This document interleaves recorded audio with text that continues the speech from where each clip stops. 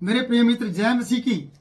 आइए हम गिदोन की किताब में चलते हैं। न्यायों की किताब और गिदोन के विषय में बात करते हैं। वहां पर इस प्रकार से लिखा है 7 का 4 पद में, फिर यहोवा ने गिदोन से कहा, अभी भी लोग अधिक हैं। जब परमेश्वर ने गिदोन के द्वारा ऐसा प्रचार करवाया कि जो डरपोक हैं, जो डरते हो, जो थरथराते हो, वो यहाँ से लौट जाएं, गिलाद पहाड़ से लौट जाएं, वो युद्ध के मैदान में और युद्ध लड़ने के लिए आगे ना बढ़े। और 22,000 लोग लौट कर चले गए। प्रियो, थोड़ी बात नहीं है, छोटी मोटी बात नहीं है, ये बहुत बड़ी बात है जो मायने रखती है कि 22,000 लोग जिनको खिलाना और जिनको साथ रखना और जिनके लिए एक बड़े मैदान हो और जिनको शत्रु देखते ही डर जाए, इतने लोग वापस लौट जाएं। वो लोग कौन थे? वो डरपोक लोग थे जो परमेश्वर ने गिदोन के द्वारा प्रचार करने पर उन्हें वापस लौटा दिया था।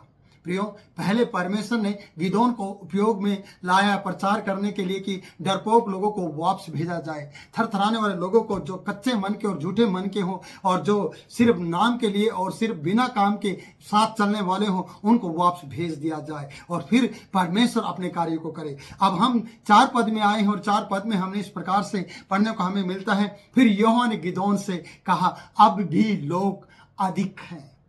यानी परमेश्वर देखिए, 22,000 लोग जाने पर भी अभी भी 10,000 लोगों को अधिक बता रहे हैं आपके लिए और आपके साथ चलने में। बोलते कि बहुत ज्यादा लोग हैं, अभी भी लोग ज्यादा हैं। अब मैं उन्हें तेरे लिए परखूंगा। परमेश्वर इन 10,000 लोगों को भी परखना चाहता है। किसके लिए? गिदोन के लिए। परमेश्वर आपके लिए बहुत से लोगों को परखता है प्रियो, और वो लोग परीक्षा में पास नहीं होते, फेल हो जाते हैं। परखे जाने पर वो पास नहीं होते, बल्कि वो धोखा खा जाते हैं और धोखा दे देते हैं। यहाँ पर लिखा कि मैं अभी भी तेरे लिए इन 10,000 लोगों को परखूंगा। और कहाँ पर परखूंगा? कहता है कि जिसके विषय में मैं कहूंगा तुझसे कहूं वो तेरे संग चले, और जिसके विषय में कहूं वो ना जाए। देखिए, पहले थरथराने वाले लोगों की छटनी की गई, डरपोक लोगों की छटनी की गई। अब कहते हैं मैं तेरे लिए परखूंगा, अभी भी लोग ज्यादा हैं, और जिसे मैं कहूंगा संग ले जा, और जिसे ना कहूं उसे छोड़ दे। प्रियो, यहां पर भी हम देखते हैं कि कमाल है कि परमेश्वर की जो छांटने का तरीका है, बुलाहट का तरीका है और युद्ध कराने का तरीका है, वो अलग है। वो दुनियादारी से भी हटकर आज दुनिया में युद्ध करने के तरीकों को और वहां के यंत्रों को और वहां की जो तकनीक है उसको हम देखते हैं कि वो लाजवाब है और वो डरावनी है और वो कभी भी किसी भी प्रकार से नुकसान पहुंचा सकती है। लेकिन परमेश्वर की जो युद्ध की रणनीति है वो चमत्कारी है, वो अद्भुत करने वाली है। और वो परमेश्वर अपनी ही ताकत से, यहाँ संसार के लोग तोपों से, परमाणु बम से, विनाशक विस्फोटक पदार्थों से लोगों को हानि पहुंचाना चाहते हैं, और परमेश्वर का तरीका ही कुछ अलग है। और उस तरीके को हम यहाँ पर देख पाते हैं कि परमेश्वर लोगों के द्वारा नहीं, फिर से मैं कहता हूं, परमेश्वर अपनी ताकत के द्वारा काम करता है। प्रियो, मैं आपसे कह रहा हूं, यहाँ पर लिखा है कि सोते के पास नीचे ले चल। देखना, पानी के पास जो सोता बह रहा है उसके पास इन 10,000 लोगों को ले चल। मैंने कहा 22,000 लोग इनमें से हट गए हैं। ये टोटल 32,000 लोग हैं, 22,000 लोग चले गए हैं। 10,000 के लिए भी जगह बहुत ढूंढनी पड़ रही है कि अब सोते के पास इन्हें ले चल और इनकी मैं परीक्षा करूंगा, इनको मैं परखूंगा। आज परमेश्वर आपको भी बहुत से बातों में परखता है, और आप क्या सचमुच में उसकी परख में सही निकले हैं?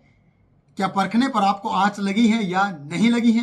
क्या आप सचमुच में परमेश्वर की परख में एक अच्छे तरीके से हीरे मोती के समान निकल पाए हैं? क्या आपका मूल्य सही तरीके से लगा है मसीह में, या डरपोकों की तरह आप पीछे जाने वाले हैं? या इन 10,000 लोगों के बीच में भी परमेश्वर आपको परखने के लिए कह रहा है कि इन्हें सोते के पास ले चल। आज सचमुच में जीवन जल के सोते के पास, यीशु मसीह के पास परमेश्वर आपको लेकर आया।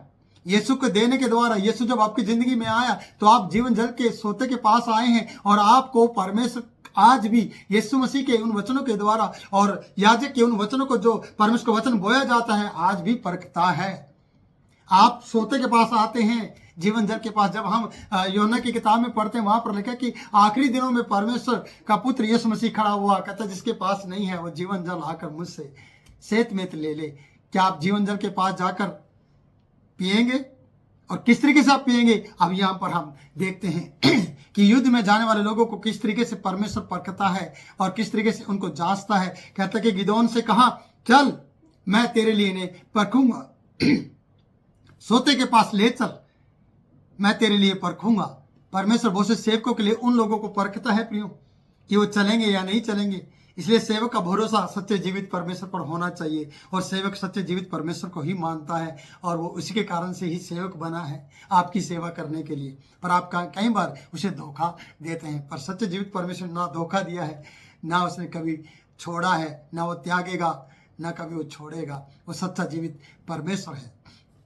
इसलिए कहते हैं कि उन्होंने कहा वहां मैं तेरे लिए उन्हें परखूंगा, जिसके विषय मैं तुझसे कहूं वह तेरे संग चलेगा वरना नहीं चलेगा।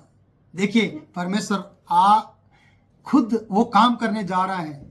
22,000 लोग गिदोन के द्वारा चले गए प्रचार सुनते ही।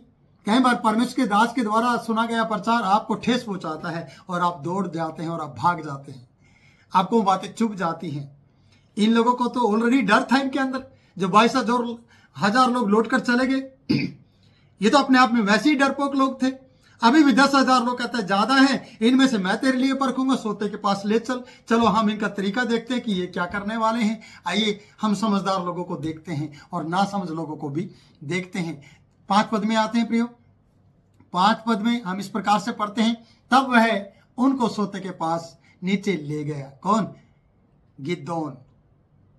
वहां यहोवा ने गिदोन से कहा, जितने कुत्ते के समान जीभ से पानी चप्पड़ चप्पड़ करके पिए उनको अलग रख, और वैसे ही उन्हें भी जो घुटने टेक कर पानी पिए। घुटने टेक कर पानी पीने वाले समझदार और कुत्ते के समान चप्पड़ चप्पड़ करके पीने वाले ना समझ के साथ आप युद्ध लड़ने जाएंगे या समझदारों के साथ युद्ध लड़ने जाएंगे। मैंने बहुत से पासवानों को, बहुत से सेवकों को, बहुत से विश्वासियों को देखा है प्रियो, जो समझदार लोगों को साथ लेकर चलते हैं। एक अच्छे आराधक को जो गीत अच्छा गाता हो, जिसकी आवाज सुरीली हो, जिसका बोलने का तरीका एकदम अच्छा हो, उसे अपने साथ लेकर चलते हैं। जो ढोलक बजाने में ढोलक मास्टर हो, उसको साथ लेकर चलते हैं। जो कैसे और पियानो बजाने में एकदम मास्टर आदमी हो, उसे साथ ले जाते हैं। जो वचन पढ़ने में एकदम स्पीड में और साफ रीति से पढ़ने वाला हो, उसे साथ ले चलते हैं, ताकि दुष्टात्मा निकालने में कोई रुकावट ना हो। यहाँ समझदारों को अलग बिठाया गया है और कुत्ते के समान पानी पीने वाले और तपड़ तपड़ कर पीने वाले, चाटने वाले, हाथ के समान इस तरीके से पीने वालों को अलग रख दिया गया। 2 कैटेगरी यहाँ पर बनाई गई है, 2 समूह बनाए गए हैं। यहाँ लिखा है कि पानी को जो कुत्ते के समान तपड़ तपड़ करके, चपड़ चपड़ करके पिए उनको अलग कर, और वैसे ही घुटने टेक कर पीने वालों को अलग कर। जिन्होंने मुंह में हाथ लगाकर पानी चपड़ चपड़ करके पिया, उनकी तो गिनती 300 ठहरी, और बाकी सब लोगों ने घुटने टेक कर पानी पिया, उनकी गिनती अलग 300। उसमें से जब जाते हैं प्रियो, हम गिदोन की किताब में जब पढ़ते हैं, न्यायों की किताब में, सॉरी मैं गिदोन बार बार बोल रहा हूं, माफ करें, क्योंकि गिदोन की कहानी चली हुई है इसलिए थोड़ा ऐसा हो रहा है। 300 लोग अलग हुए और वचन बता रहे हैं, मैं आपको बताते इसको मैंने नोट किया है। 31,700 लोग, जब 22,000 लोग चले गए और जब इनमें से लोग गए, यानी 32,000 में से या 10,000 में से जो बाकी लोग गए वो अलग हुए, तो 300 लोग बचे हैं। यानी टोटल कितने लोग वापस चले गए? 31,700 लोग वापस चले गए हैं।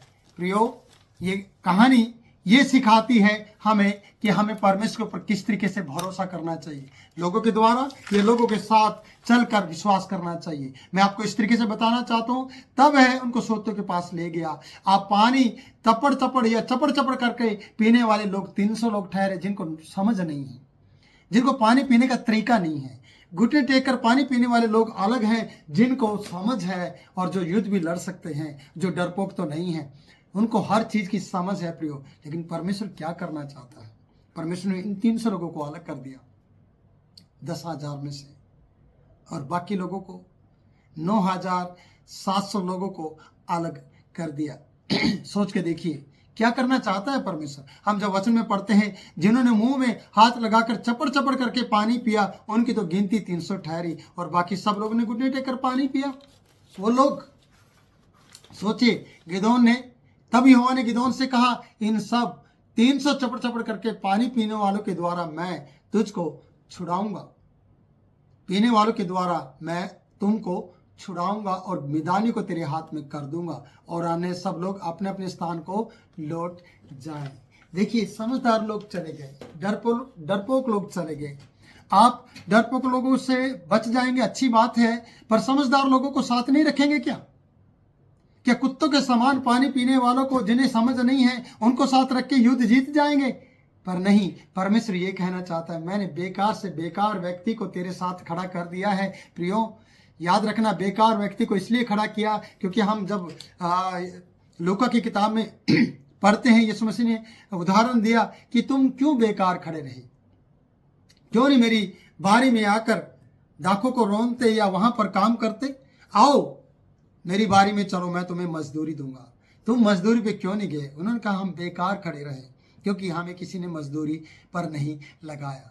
आज यहाँ पर लिखा है कि बेकार लोगों को प्रभु बुलाकर आपको युद्ध जिताना चाहता है, आपके साथ खड़ा होना चाहता है, ये दिखाना चाहता है कि देख, बेकार लोग युद्ध नहीं लड़ेंगे, युद्ध तो मैं ही लड़ूंगा, मैं ही तेरा साथ दूंगा, मैं ही तेरा परमेश्वर हूं, ये बताना चाहता है परमेश्वर गिदोन को, हमें भी, आप सबको भी।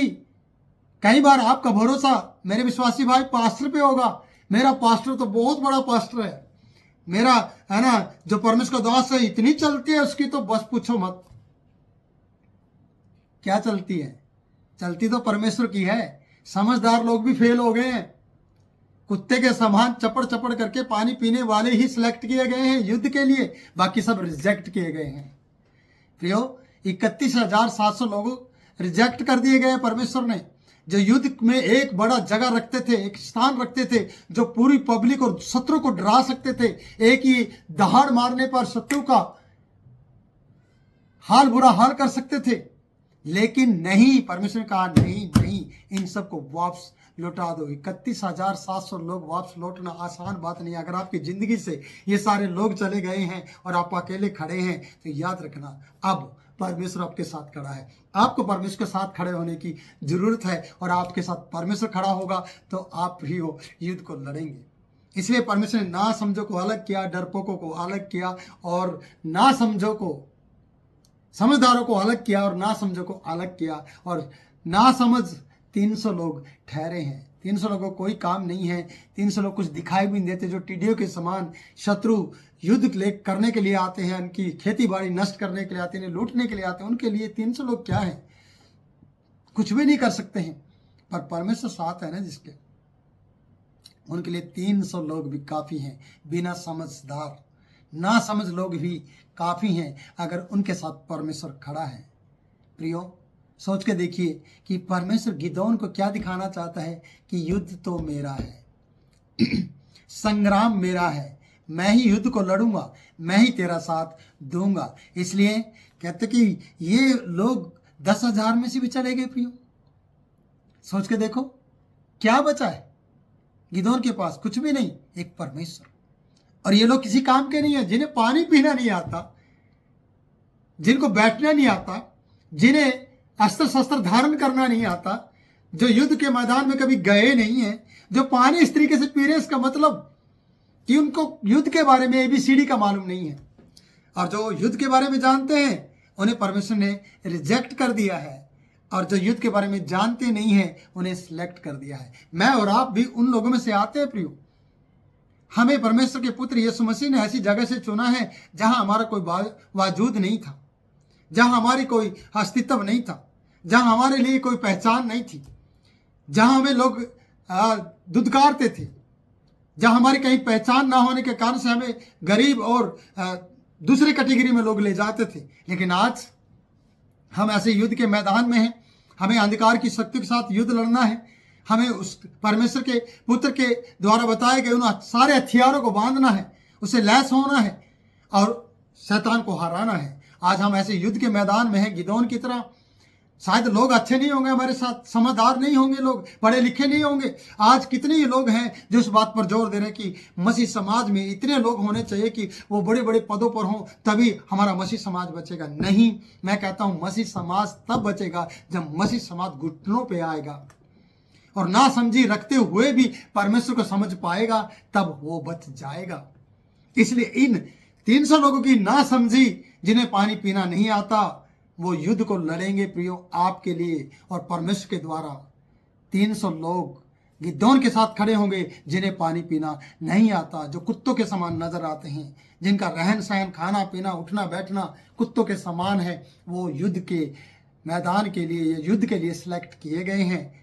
परमेश्वर आपको भी, आप किसी भी लायक नहीं हैं, आप किसी ने भी आपको सिलेक्ट नहीं किया और रिजेक्ट किया है, लेकिन परमेश्वर आपको आज के दिन सिलेक्ट करना चाहता है इस वीडियो के माध्यम से, वचन के द्वारा, कि आप गिदोन के साथ और अपने सेवक के साथ खड़े हो जाएं, आप अपने पासवान के साथ खड़े हो जाएं। चाहे आपको कुछ भी नहीं पता, बस इतना पता होना चाहिए कि मेरा प्रभु, मेरा यीशु मसीह मुझे जीत दिलाएगा। बस इतना आपको पता होना चाहिए कि युद्ध के मैदान में मैं नहीं, मेरा परमेश्वर मेरे सामने होगा और वो खड़ा होगा मेरे साथ, और मैं दुश्मन को यीशु के नाम से ललकारूंगा और दुश्मन शर्मिंदा हो जाएगा और दुश्मन हार जाएगा और मैं जीत जाऊंगा। आपका विश्वास होना चाहिए। आप चाहे फिर किसी भी कैटेगरी में क्यों ना आते हो, लेकिन परमेश्वर आपकी कैटेगरी को ऊंचा कर देगा, आपके नाम को ऊंचा कर देगा और आपके साथ खड़ा हो जाएगा और आप युद्ध को जीत जाओगे। इसलिए प्रियो, कई बार हमें लगता है कि ज़्यादा लोग हैं इसलिए हम जीत जाएंगे। ना ना ना, परमेश्वर कहते हैं इनमें बहुत से 22,000 लोग डरपोक हैं और उसके अलावा वो समझदार हैं, और उनमें से 300 लोग ना समझ हैं। मैं ना समझो के द्वारा समझ का काम करूंगा और ये तेरे लिए होगा। प्रिय मित्रों, आज परमेश्वर आपके लिए भी वो बड़ा काम करने जा रहा है जिसकी आपको ज़रूरत है। मैं परमेश्वर का दास आपके लिए निरंतर प्रार्थना करता रहूँगा और आपके साथ लिए ऐसा ही वचन लेकर आता रहूँगा। आप प्रिय इस वचन के द्वारा आशीष पाएँ, और मैं विश्वास करता हूँ कि आपने आशीष पाई है। और आप कमेंट लिखकर प्रियो मुझे बताएं कि आपको ये वचन के द्वारा किस तरीके से आशीष मिली है, और आप दुनिया के कौन से कोने में से इस वीडियो को देख रहे हैं हमें लिखकर बताएं, ताकि हमें पता चले कि परमेश्वर का धन्यवाद कि ये वचन उस दुनिया की छोर तक पहुंचा है, ये नहीं पहुंचा है। आप अकेले नहीं हैं, परमेश्वर आपके साथ हैं। इसलिए चाहे दुनिया के सारे लोग आपको छोड़कर चले जाए, आपके अपने भी आपका इनकार कर दे, तो आपको घबराने की जरूरत नहीं है, बल्कि परमेश्वर को साथ रखने की जरूरत है, और आपने आपको परमेश्वर के साथ जोड़ने की जरूरत है, और परमेश्वर आपके साथ खड़ा हो जाएगा। ये वीडियो लंबी हो गई है, लेकिन परमेश्वर का धन्यवाद कि ये आत्मिक वचन है और आपकी ज़िंदगी को बदल देगा और औरों की ज़िंदगी बदल देगा। इसलिए इस वीडियो को लाइक करें, शेयर करें और हमारे चैनल को सब्सक्राइब करें। प्रभु आपको बहुत ऐसा आशीष दे। फिर मिलूंगा नई वीडियो में नए वचन के साथ। तब तक के लिए मैं आपसे इजाज़त चाहता हूँ।